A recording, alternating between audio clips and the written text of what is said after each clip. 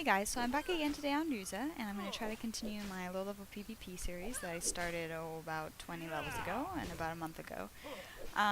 So I just kind of haven't been able to get any really good battleground footage. My fraps has been really funky for quite a while now in recording BG. Sometimes it just won't record at all. Arenas have been okay, but anytime I get in a spot with more than like 4 or 5 people, it seems to freak out a little bit. It's gotten better, so I imagine our internet connection has just been going wonky for a while. Anyway, and the other reason being is that, like I said in my first video, I'm not real fond of low-level PvP as a feral until about level 32 anyway. That's when you start getting your Pounce and your Stampede and your Bash, and those are what really make feral fun for me. The Charge and Stampede proc is just awesome. It's so important to have that mobility as a feral. And then Pounce just makes it so you might be able to do enough damage before they just stomp on you. It's kind of how I see Pounce. So, Pounce and Bash. So, like I said, feral PvP really gets fun, really gets interesting right about 32.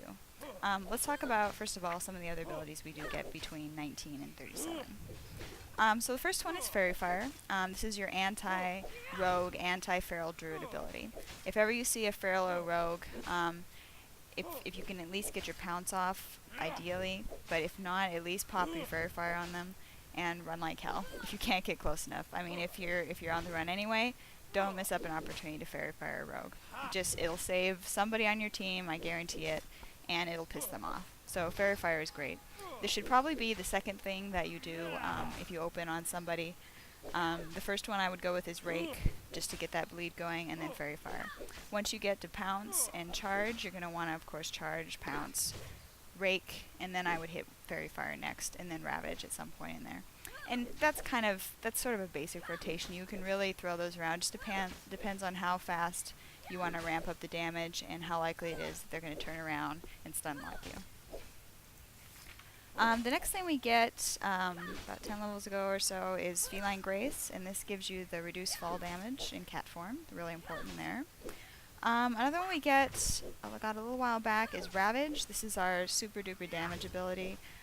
It is high energy and it requires stealth and positioning behind your target until you get that Stampede, and then it's energy free and you have no positional or stealth requirements. So as soon as you get Ravage in the 22-24 range, this is the ability you're going to want to try to open with. If you can get close enough to somebody to Ravage, you're going to take them down so fast they won't be able to cover from it. The only exceptions are going to be super twinked out players and some priests that are able to just, flash heal right through it, and there's not much you can do about that until you get Skull Bash. And Skull Bash is great. I believe it comes 24, maybe a little bit later. This is our Interrupt and Silence ability. It's also good at later levels when you're able to talent into Brutal Impact, which reduces the cooldown. It's also good as a distance closer. But at this level, with that 1 minute cooldown, it's real important to save that for interrupting a casting class if you can. Mages are a good one. Also shamans, also priests. For shamans, especially if it's an elemental shaman or an enhancement shaman, I would suggest in particular interrupting their lightning bolt or chain lightning or something like that, because that will also lock them out of healing, because those are nature spells. Just a tip there. For mages, get them on a frost bolt. I wouldn't bother with polymorph unless it's really important to save a healer, but make sure you get that frostbolt, because that's going to lock them out of the school that does the most damage. For other types of players, priests, kick any heal, and things like that. It's going to be really hard to pull off at this level with the cooldown and the energy requirement, because we have basically no haste to speak of for the most part, so it's going to be kind of hit or miss whether you'll have enough energy to actually pull this off. But again, better to have it than not at all. So that's cat form and bear form Skull Bash. Let's see, the other ability we got back around that level, I believe was Remove Corruption. And this is really great for warlocks primarily. But some rogues, I think some of their poisons are removable with this. Crippling Poison is something you should just shift out of. But in any case, this is great for warlocks. Let's see, nothing else in particular, I don't think. Also in the restoration tree we get Mark the Wild finally, which is the party buff that we get. It's also good for increasing our main stats, and then also increasing magical resistances, which is real important to have. So make sure you keep that up all the time. Now the abilities we get at the fun stage, I like to think of it, are Pounce, as I mentioned, Feral Charge, Cat and Bear, and then we also get Bash, which is sort of a bear form unstealthed Pounce. Really important abilities. They're really what make Feral what it is. So the way these work together is typically you'll have a situation where you're in stealth. Whenever you're opening, you should almost always be in stealth, even before you get any abilities that require stealth or that benefit from stealth, because it's just the best way to get close to someone. As a melee class, wearing leather anyway, you're very squishy, and you're going to beat all the shit if you're not in stealth when you approach somebody. So, say you've got your target here. The typical Feral PvP opener is going to go Charge, Pounce, and then I would start either with Rake or Ravage. Probably just start with Ravage because it does so much damage. Get your Fairy Fire and Mangle up, and then Bite. Now at this point, your Tiger's Fury increases your damage, but you may have had the opportunity to talent into the first stage of King of the Jungle, so you also get extra energy for that. But that's your typical opener. The rotation between Mangle and Rake, you can kind of switch those around. At low levels, I think it's real important to get that Rake up first, because it's going to start ticking away, and with the rate at which you can diminish someone's health pool, the sooner the better. Fairy Fire, just get that up as soon as you think of it, particularly on rogues, particularly on other ferals. I almost would say that's the first thing you should put up. But because Ravage is so powerful at this level, it's often best just to open with your Ravage straight away. So you've got your Charge, Pounce, and then Ravage. And, that's at 475 damage, so that's a good chunk of somebody's health. Especially if they're under gear or a cloth player, you're going to be able to take them out real fast that way before they can even recover from it. So that's a basic opener. And that applies to most classes, I would say. Now there are going to be times where you can't open like that, where you have to do something different, and you really just kind of have to get a feel for what you need to be doing at a particular time. Of course, keep your Rake up. Always keep Rake up. Always make sure your Mangle debuff is up. Try to keep Fairy Fire up as much as you can. If you're fighting amidst a lot of different people, always Fairy Fire the rogues. Always Fairy Fire the ferals. Those are the ones who are going to need to have that debuff on, so that they're doing as least amount of damage as you can possibly prevent them from doing. One class in particular I want to talk about is mages. Now mages have this horrible ability, well, horrible for anyone fighting a mage, called Blink. And Blink is almost a trinket. I believe it removes any kind of stuns or roots that they may have, so they can blink out of your Pounce if they're quick on the draw. And it's only got a 15-second cooldown. It's pretty crazy strong ability. So the way a fight with a mage almost always goes, unless you've seen them blink in the last 15 seconds, you're always going to want to, if you can, approach them in stealth. Do not charge. Get up close to them, Pounce, and try to get off a Rake, a Fairy Fire, and even a Mangle if you can. By that time your Pounce is off, so they're probably going to have blinked away, if not sooner. So what you're going to have to do then is charge at them to get up in their face after they've blinked. Now the other thing to have ready is to watch for that Frost Bolt so that you can Skull Bash them and interrupt that. That will buy you a few seconds of time where they can't cast any huge damaging spells. Also make sure you have dash up if you're going to attempt to 1v1 a mage or even get close to them, because it won't take much for them to blink away, root you, and then blow you up. So real important to make sure that you have, if possible, your dash and charge available to you. A trinket is also good, but more importantly, I think, not more importantly, but at the very least, I would say dash and charge, try to have those up when you encounter a mage. Rogues are another class that are just going to stun lock the shit out of you and blow you up before you can even do anything about it. There's only a couple ways to counter a rogue that's got you in a stun lock. You have to have a trinket, or they have to miss the overlap of their stuns just enough for you to pop some kind of defensive cooldown. Now defensive cooldowns for us at this level are pretty much nil. The only thing I have for that is this trinket, the Talisman of Rather, which gives me 151 physical damage absorption. That's pretty much one moderate hit from any particular player. It's going to absorb that much damage. So that will be just enough to save me in most cases, but often not. The other thing to have in your bags that's real important to have is healing potions. Now these typically are pretty cheap on the auction house. If you have, if you're leveling your alchemy, I would suggest making as many of these as you possibly can and keeping them on you all the time. They've got a 1-minute cooldown, which is fairly minimal, and they're going to restore roughly half to a third of your health depending on your HP pool. So I have those all the time, and they're really, you are going to be carried by that throughout your low-level PvP experience. At least that's been my experience. Real important to have those, no reason not to, because they're so cheap. Another thing to note about rogues is, in terms of defense and running like hell when they try to blow you up, is bear form and your bash. If a rogue gets you and you can at all get the chance to shift out of cat, if you can, pop a healing potion and then get ready to bash their ass. That's really one of the best ways to escape. Rogues have, they seem to have a lot of dodge or something, so it can be kind of tricky whether or not you'll be able to get off that bash, and there's a good chance of this. But that's your other one defense for rogues.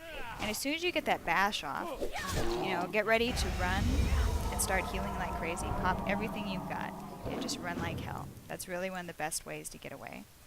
Now if you're Fairy Fire, in terms of Fairy Fire, if your Fairy Fire should miss, remember that in caster form, your Fairy Fire has no cooldown and can be cast, of course, that will let you cast it on multiple targets. So we can just Fairy Fire all these motherfuckers right here. So take time. I mean, Feral Fairy Fire is great because it doesn't require you to shift out, but at the same time, if you need to get multiple rogues, I mean 2 or more, while you're running around in caster form healing yourself, take time to Fairy Fire all of them. It'll really save your butt. Oh, another thing I forgot to mention, we all love Feral Charge for the free Ravage, but Bear Charge is an important one not to forget, because when you Bear Charge somebody, you mobilize them for 4 seconds, I think. So if you can just get over and charge somebody and then run like hell, that'll give you a good amount of distance between them as well. So that's another thing to really keep in mind. So let's look at gear at this level.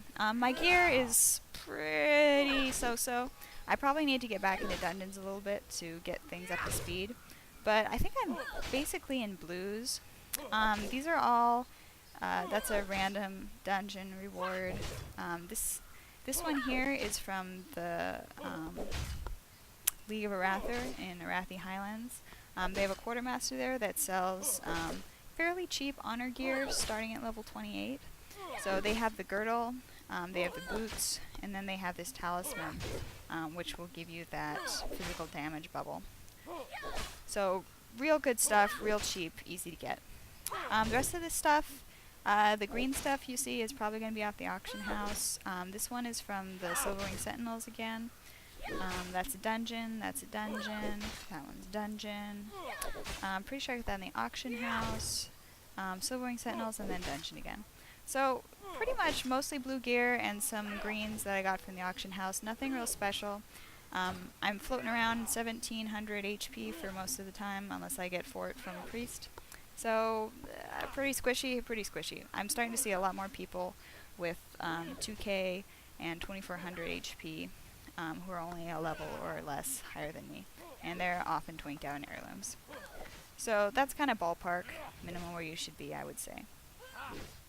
Now as far as talents, I mentioned Brutal Impact. That'll be coming up my next available talent point. You definitely want to take that. I am going to say take it over Leader of the Pack, because it's so important to reduce the cooldown of your Skull Bash. But either one would probably be good. So far, this is what I've chosen to take. Feral Swiftness, of course, is probably the first one you're going to want to take at level 10. I'm slowly getting Furor up. Over Furor, I've chosen Predatory Strikes, Primal Fury for the extra combo point, Feral Aggression for the increased bite damage and triples my stacks of Fairy Fire. And then King of the Jungle, I think I mentioned that one earlier too, which increases my, or gives me back 20 energy when I activate Tiger's Fury. And then of course Feral Charge and Stampede, as soon as you can get them, pick those up because they're really good. For glyphs, I've chosen Mangle because I don't have Shred yet, and also Ferocious Bite. I did buy Glyph of Pounce, and I'm probably going to replace Ferocious Bite with Glyph of Pounce. I haven't decided yet. At this level, this is your only finisher anyway, so if you can get a little bit of healing from that, there's no reason not to have it. I would probably suggest this one over Glyph of Pounce. Unburned Rebirth, just because that's really the most useful one you can get for minor glyphs. So that's that. I'm going to go ahead and show you guys a battleground that I did and talk just a little bit about my strategies. So this is Eye of the Storm, as you can see. Definitely one of my favorite battlegrounds, along with Warsong Gulch and Arathi Basin. A really fun battleground.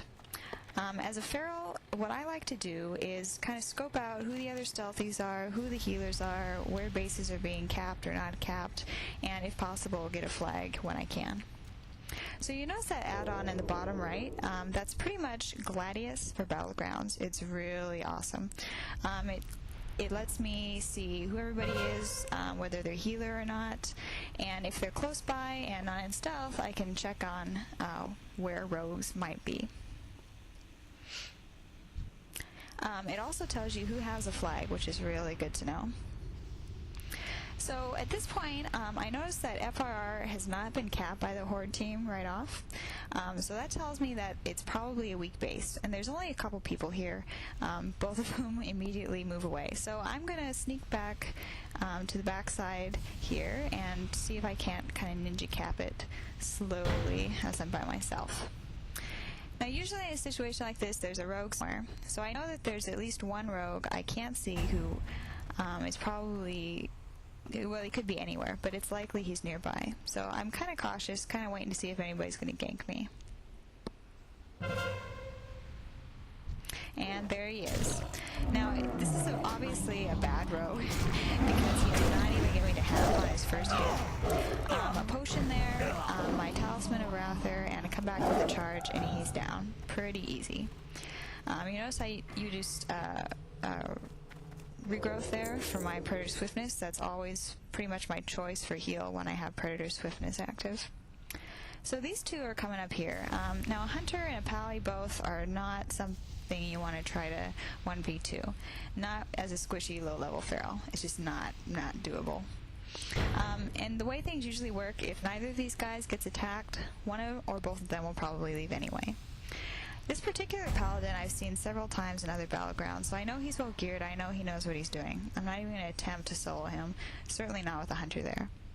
And I'm hoping that he will actually leave, and maybe the Hunter will stay. Hunters for ferals are typically easy marks, especially if they don't expect you. If you get your opener on a Hunter, odds are they're going to be down for the count. They really lack the survivability that other classes do.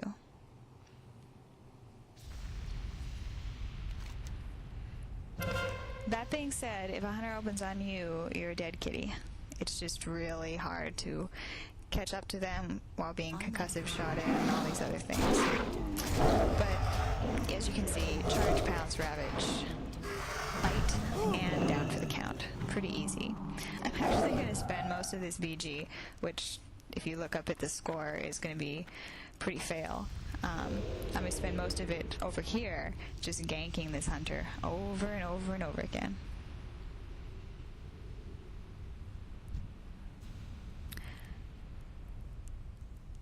Now, I probably don't need to wait for my charge, but it's so much easier to have a free Ravage.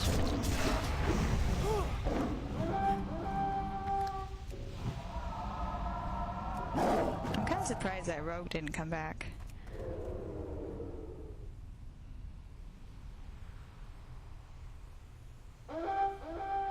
You'll see in the chat, I'm trying to get my teammates to come over and help me cap so we have at least another base. Now I'll give her some credit here. She did learn not to just stand there and let me eat her face. She put an ice trap there. But unfortunately, I didn't trigger it ready, and there's no way I'm going to let her get me for that one. There's the rogue. Man, at half health and he still didn't get me? Fail. Bear form bash, fairy fire, bear form charge, which missed, I guess. I'm really mad about that. Make sure he's got a full fairy fire and he's running scared. I, on the other hand, am going to get a re-stealth because he didn't put any dots on me. That ability isn't ready yet. So there's Rake, Mangle, and Bite. Easy.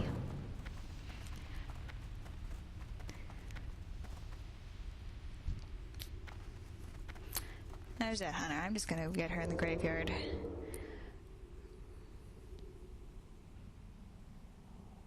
I need to get closer. It is too far.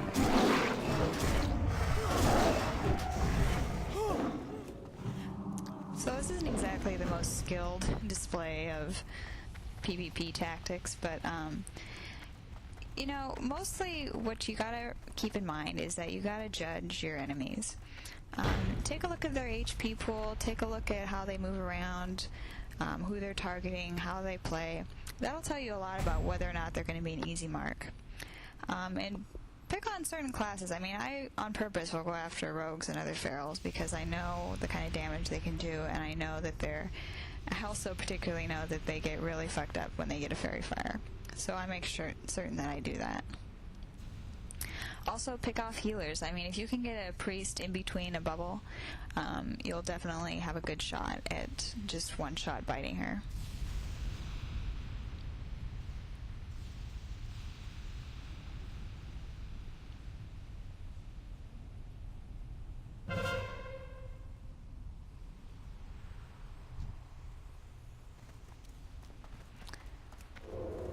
Here comes that rogue, and I see that hunter down there too. I need to get closer.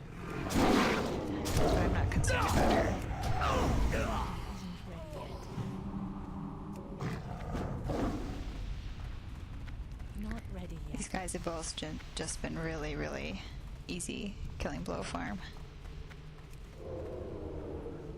I'm out of range. Not ready.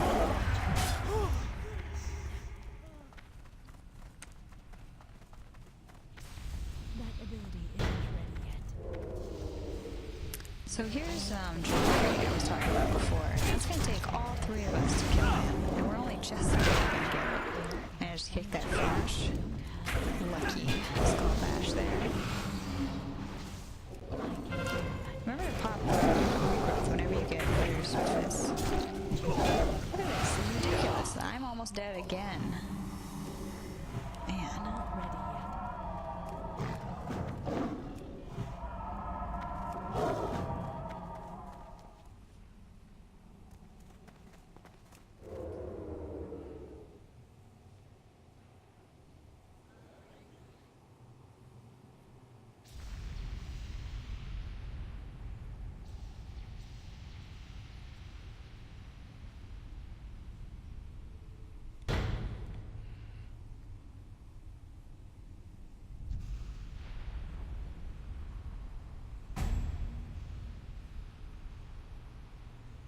So I was going to make my way to the mid, but I see several other players coming along, and I don't want to be sitting out there trying to kill that paladin while while they all come down to get the next flag. That's pretty much game over anyway. I'm just going around trying to get people. This hunter should finally moved to a different base, but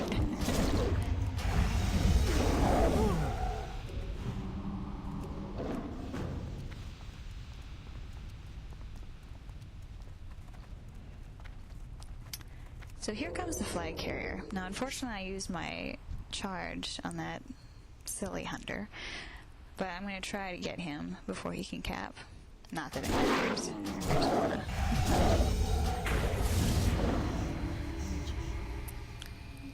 Now, luckily, he got me in a hodge there, which usually means a dead kitty if I've got a paladin on me.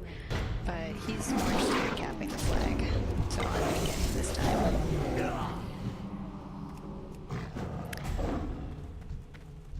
If you're at all all squishy. Pallies are just so hard. They just really hit hard.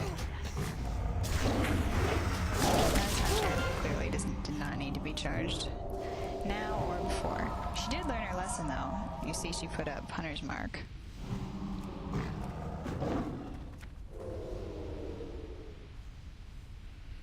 Here comes that paladin. He's mad that I killed him. I need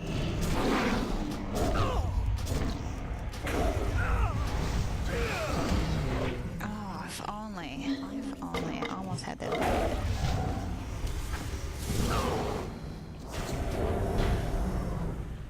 Oh, if only I had gotten it off. I was so close. But that's pretty much game over right there. So, I hope you guys enjoyed that. Let me know in the comments below if you have questions or feedback for me. And we'll see you next time.